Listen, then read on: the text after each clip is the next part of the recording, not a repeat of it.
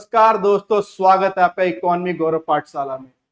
देखिए, आप सब जिंदगी में दो तीन वर्ड है उसको एक समझते हो, जैसे नीड, वांट, डिमांड। तो हम आम जिंदगी में क्या समझते हैं कि नीड, वांट, डिमांड सेम ही है, लेकिन सेम नहीं है, तीनों में डिफरेंस है। और ये जो डिफरेंस है आपका, यही डिफरेंस क्या है, एक डिफरेंस क्रिएट करता है आपकी लाइफ में भी, कि एक आम आदमी एक समझ रहा है, लेकिन एक जो इकोनॉमिस्ट, जो एक पढ़ा लिखा जो इंटेलेक्ट है, उसको पता है एक्चुअली में डिमांड बोलते किसको। और यही आपका टॉपिक इंपॉर्टेंस रखता है यूपीएससी एग्जाम के अंदर, इवन अदर एग्जाम्स में भी। तो आइए इस क्लास में समझते हैं डिमांड या लॉ ऑफ डिमांड होता क्या है। तो देखिए, सबसे पहली बात, मैंने वो जो तीन वर्ड छेड़े, आपको थोड़ा मैं बता दूं तीनों में डिफरेंस क्या है, क्योंकि इकोनॉमिक्स में क्या है, डिफरेंस होता है। पहला क्या है, नीड, एक वर्ड लिया आपने नीड, दूसरा वांट, तीसरा डिमांड। देखिए, नीड क्या है, जरूरी चीज है, नेसेसरी, एसेंशियल, जो सर्वाइवल के लिए जरूरी चीज, जो आपकी जरूरत है, जिसके बिना आप जी नहीं सकते, सर्वाइवल के लिए, उसे हम नीड बोलते हैं। जैसे सेम रोटी, क्लियर, फूड आपको चाहिए, रोटी चाहिए, कपड़ा आपको चाहिए ही चाहिए, तो ये आपकी नीड है। लेकिन वांट क्या होता है, वांट होता है डिजायर, कि आप चाहते हो।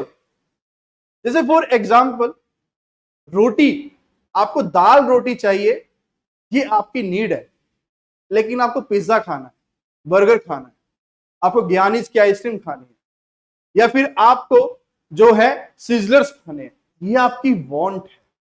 अगर आप ये नहीं खाएंगे ना, तो आप जो है मर नहीं जाएंगे। इसलिए तो वांट क्या है, वांट आपकी डिजायर है, नीड जरूरत है। अगर यही डिजायर आपकी एबिलिटी टू पे के साथ कनेक्ट हो जाए, एबिलिटी टू पे मींस आपकी परचेजिंग पावर, मींस आप क्या है, मनी, आपके पास पैसा है, ये मिल जाए तो क्या बनेगा, ये बनेगा डिमांड, इसे कहलाएंगे डिमांड। भाई ये सिंपल चीज है, आपको गाड़ी खरीदनी है, गाड़ी का प्राइस है 10 लाख रुपए, लेकिन आपकी डिजायर है खरीदनी है। वो डिमांड कब बनेगी, जब आपके हाथ में 10 लाख रुपए होंगे, तभी बनेगी ना वो डिमांड। मींस आपकी एबिलिटी, आपके पास क्षमता होनी चाहिए, आपकी परचेजिंग पावर होनी चाहिए, ताकि वो आप जो है गाड़ी खरीद पाओ। जब ये आपकी Dzire, when this desire is backed by your purchasing power, then it becomes demand। और इसे क्या बोलते हैं इकोनॉमिक्स के अंदर, इसे हम क्या बोलते हैं, इसको बोलते हैं इफेक्टिव डिमांड। क्या बोलते हैं इसको हम, इफेक्टिव डिमांड। फॉर्मली हम क्या बोलते हैं इसको, इफेक्टिव डिमांड इसको बोलते हैं। तो अगर मैं आपसे कहना चाहूं कि डिमांड की डेफिनेशन क्या है, तो डिमांड की अगर डेफिनेशन आपसे बात मैं आपसे करूं, तो इसकी डेफिनेशन है the quantity of a commodity that a buyer is willing and able to buy at a given price in a market at a given time period, at a given time period। जो buyer है, जो consumer है, वो इस time, इस price पे कितनी quantity उस चीज की खरीदना चाहता है। विलिंग एंड एबल, दो वर्ड है इसके अंदर, ध्यान रखिएगा, willing and able. Willing and able, willing मतलब आप चाहते हो, मींस आप वो क्वांटिटी चाहते हो, मींस आपके पास उस क्वांटिटी की इंफॉर्मेशन, नॉलेज, मींस ये सब कुछ है, आपको इसे फीचर्स पता है, तभी आप चाहते हैं ना, आपको पता है वो आपके लिए क्या इंपॉर्टेंस रखेगी, क्या आपको वो सेटिस्फेक्शन पूरी करेगा। एबल मतलब कि you have money, ability to pay, इसी को हम डिमांड बोलते हैं। तो दो वर्ड ध्यान रखना, विलिंग एंड एबल। इसलिए जो डिमांड भी उतना देखेंगे कि दो तरीके से होती है, एक होते है लेटेंट डिमांड, ये एग्जाम में इतना इंपॉर्टेंट नहीं है बट हाँ जस्ट बता रहा हूं, एक लेटेंट और एक एक्टिव होती है। लेटेंट मतलब छिपी हुई है, मतलब लैक ऑफ इंफॉर्मेशन, मींस दूसरा लैक ऑफ एबिलिटी टू पे,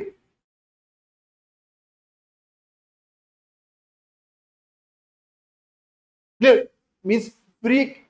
इस डिमांड को एक्टिव में या पैसिव बोल दो या लेटेंट, इसको एक्टिव में कन्वर्ट कैसे करते हैं, कंपनीज देखते हैं, कंपनीज एड लेके आती है, एडवर्टाइजमेंट लेके आती है, जिसमें बताएगी ये एक नया प्रोडक्ट आ रहा है, इसके ये फीचर्स है, ये फायदे हैं, ये आपकी लाइफ को इतना इजी कर देगा। तो आपको पसंद आता है जैसे एप्पल का आईफोन, कार, देखते हो ना, अरे भाई साहब क्या कैमरा है इसका, मजा आ गया, आप चाहते हो ना खरीदना, अब चाहते हो खरीदना, लेकिन एप्पल का जो आईफोन है वो है 1 लाख रुपए का, आपके पास है 50,000 रुपए।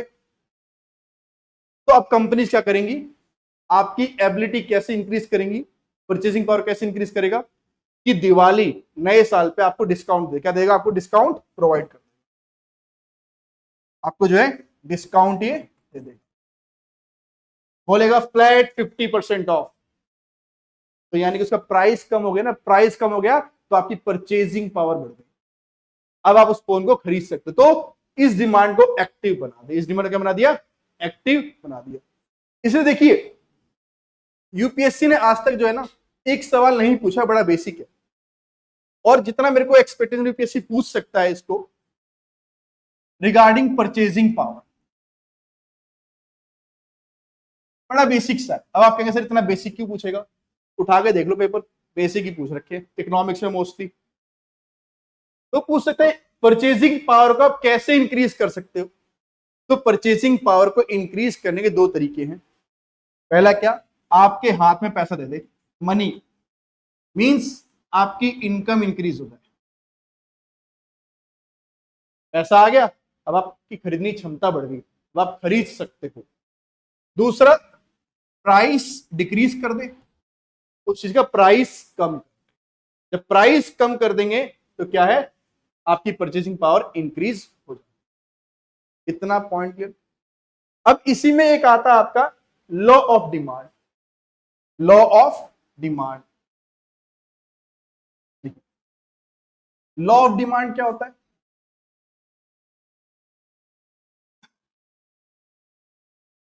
भाई ये बात बोलते हैं कि other things remain constant, remain constant मतलब सिट्रस पेरिबस, अदर थिंग मतलब कि आपके taste, government policies, income, climate, technology, हर चीज मान, ये सब कांस्टेंट मान लो, मतलब आपकी इनकम भी कांस्टेंट। तो ये रिलेशन बताता है किसके बीच में, रिलेशन पहले बताता है, रिलेशन बताता है ये किसके बीच में, price and quantity demanded, demand के, प्राइस एंड डिमांड के बीच में रिलेशन बताता है। इन सबको आपको कांस्टेंट मानना होगा, रिलेशन बताता है कि इसके बीच में, प्राइस और डिमांड के बीच में। ये क्या बात बोलता है, ये बोलता है कि इन दोनों के बीच में क्या है, इनवर्स रिलेशन है, क्या है, इनवर्स रिलेशन है। मींस अगर प्राइस इंक्रीज करेगा तो क्वांटिटी डिमांडेड क्या होगी, वो डिक्रीज करेगी, डिक्रीज करेगी, and vice versa. Price increase करेगा तो क्वांटिटी डिमांडेड क्या होगी, डिक्रीज करेगी। और अगर प्राइस डिक्रीज करेगा तो क्वांटिटी डिमांडेड क्या होगी, वो इंक्रीज करेगी। Point clear. देखिए प्राइस बढ़ता है, क्वांटिटी डिमांडेड डिक्रीज करती है, इससे बताता हूं आपको मैं भी। लेकिन आप ये मत बोलना कि अगर डिमांड बढ़ेगी तो प्राइस घटेगा, नहीं, डिमांड बढ़ेगी प्राइस बढ़ता है, वो बाद में बताऊंगा आप आने वाली क्लासेस में। अभी इतना जान लीजिए आप। क्लियर। तो देखिए क्या बोलते हैं, मैंने कहा ना जब प्राइस घटता है तो परचेजिंग पावर बढ़ती है, नहीं परचेजिंग पावर इंक्रीज होगी तो आप ज्यादा चीजें खरीदेंगे। तो इसलिए जो लॉ ऑफ डिमांड है ना, कर्व कैसे बनता है, ये कर्व बनता है आपका डाउनवर्ड स्लोपिंग। ये बनता है, कर्व बनता है आपका डाउनवर्ड स्लोपिंग।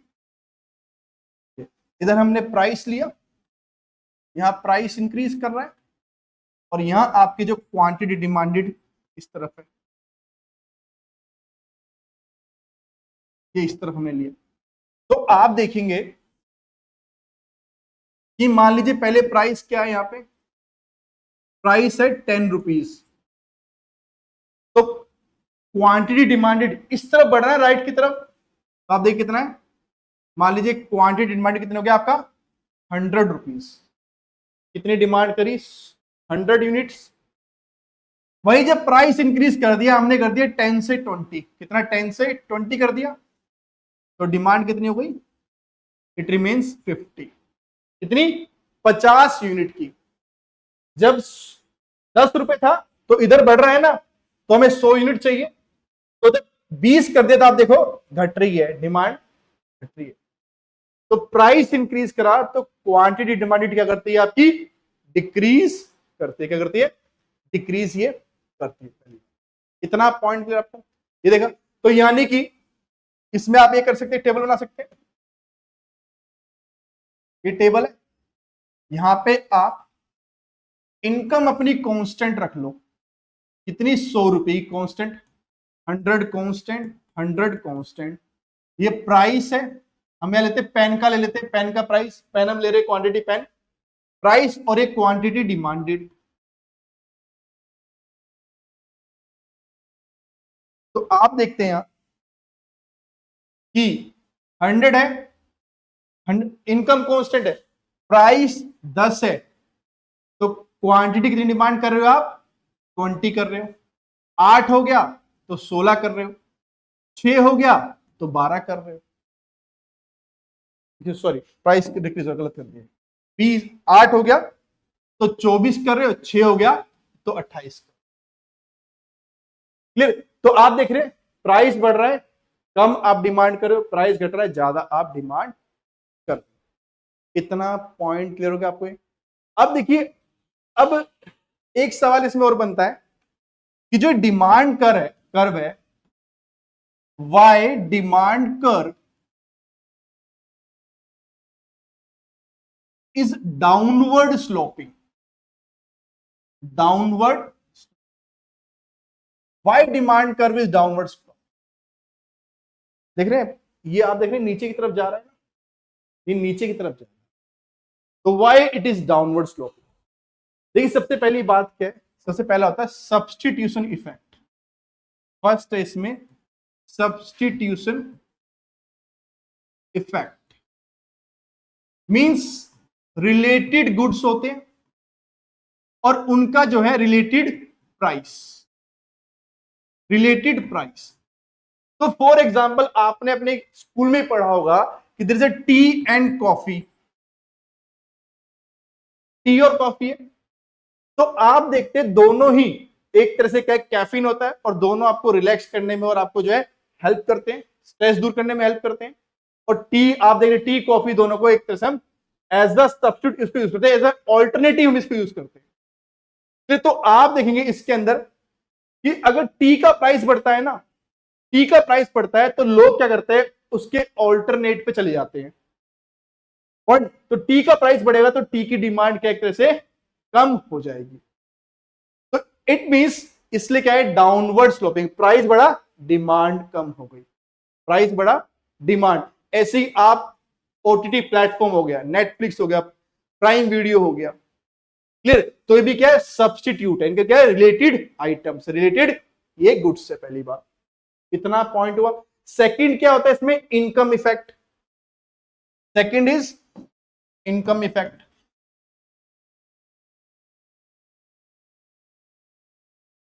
इनकम इफेक्ट, भाई इनकम इफेक्ट क्या है, जब प्राइस इंक्रीज होता है ना, अगर प्राइस हो रहा है, महंगाई हो रही है, इंक्रीज हो रहा है, तो ये आपकी रियल इनकम को डिक्रीज कर देता है भाई। रियल इनकम डिक्रीज कर देता है। भाई मान लीजिए, सपोज करिए कि आपके पास एक तरह से 100 रुपए है, ये 100 रुपए की इनकम है आपकी, मान लीजिए फॉर एग्जाम्पल। क्लियर? इस 100 रुपए में आप मान लीजिए एक वॉच परचेज करते हैं, इसका प्राइस कितना है, 100 रुपए का है। कितना है, 100 रुपीज का है। तो इस 100 रुपए में आप ये एक वॉच परचेज कर लोगे आराम से। लेकिन महंगाई हो गई, क्या हो गया, इन्फ्लेशन हो गया, प्राइस इंक्रीज हो गया। जब इन्फ्लेशन हो गया तो यानी कि अब इसका प्राइस क्या हो गया, मान लो इन्फ्लेशन हो गया 10% का। अब इसका प्राइस कितना हो गया, वॉच का 110, कितना, 110 हो गया। अब क्या इस 100 रुपए से आप ये 110 रुपए की घड़ी परचेज कर सकते हो, नहीं कर सकते ना। यानी जब प्राइस इंक्रीज हुआ, इनकम 100 रुपए है, तो इससे क्या हुआ, आपने, इट मींस आपकी जो रियल इनकम है ना, वो कम हो गई। इसलिए महंगाई जो है वो आपके पैसे की वैल्यू को कम करती है, करेंसी की वैल्यू को डिक्रीज करती है, पॉइंट घटाती है। तो इसलिए क्या है, रियल इनकम डिक्रीज हुई, तो इसलिए क्या है, प्राइस इंक्रीज करेगा तो डिमांड क्या है, कम होती है, क्योंकि आपकी परचेजिंग पावर कम हो जाती है। पॉइंट एक थर्ड है जो मैं बाद में बताऊंगा आपको, मैं थर्ड जो है आपका law of diminishing marginal utility. Basically थोड़ा बताया तो ये क्या होता है कि अगर आप कोई चीज कंज्यूम कर रहे हो ना, तो पहली जो इसकी यूनिट कंज्यूम कर रहे हो, मान लो आपको पिज्जा खाना है, तो आपने पहला पिज्जा खाया, पहली स्लाइस खाई, तो ज्यादा सेटिस्फेक्शन मिलेगी। दूसरा खाओगे, उतनी सेटिस्फेक्शन नहीं मिलेगी। तो उसका जो भी प्राइस हो, आपको इतना इफेक्ट वो नहीं डाले। पॉइंट तो आप क्या होगा, उसकी डिमांड पे जो है फर्क आपका इतना नहीं, मींस उसका प्राइस भी कम हो रहा होगा, तब भी आप वो नहीं खरीदेंगे एक तरह से। तो एक ये भी क्या है इसमें जो आपका ये डालता है। और दूसरा, multiple uses of a good. हालांकि दो मेन फैक्टर ध्यान रखना, वो कौन सा है, इनकम इफेक्ट और सब्स्टिट्यूशन इफेक्ट। इनका भी थोड़ा रोल प्ले करते हैं ये, ठीक है, इतना नहीं करते, पर ये दोनों बहुत ज्यादा करते हैं, इनकम इफेक्ट और सब्स्टिट्यूशन इफेक्ट।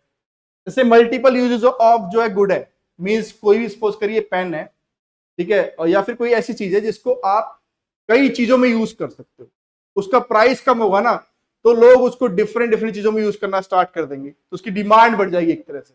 लेकिन वो इतना इफेक्ट डालता नहीं है।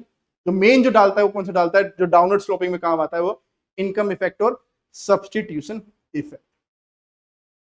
तो आई होप ये कंसेप्ट आपको समझ में आया होगा, लॉ ऑफ डिमांड का अच्छे से क्लियर हुआ होगा।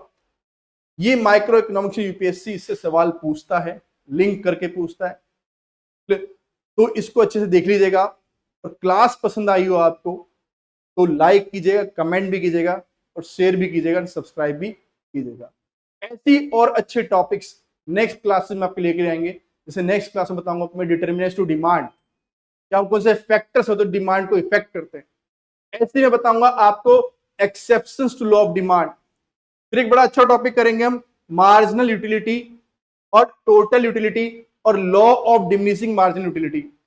फिर हम करेंगे प्राइस इलास्टिसिटी ऑफ डिमांड, हम करेंगे कौन कौन से फैक्टर्स होते हैं। तो ये सारे यूपीएससी पूछता है, इन्हें आने वाली क्लासेस में जो है एपिसोड्स में हम कवर हम करेंगे। सबके पढ़ते रहिए, ऑल द बेस्ट, धन्यवाद।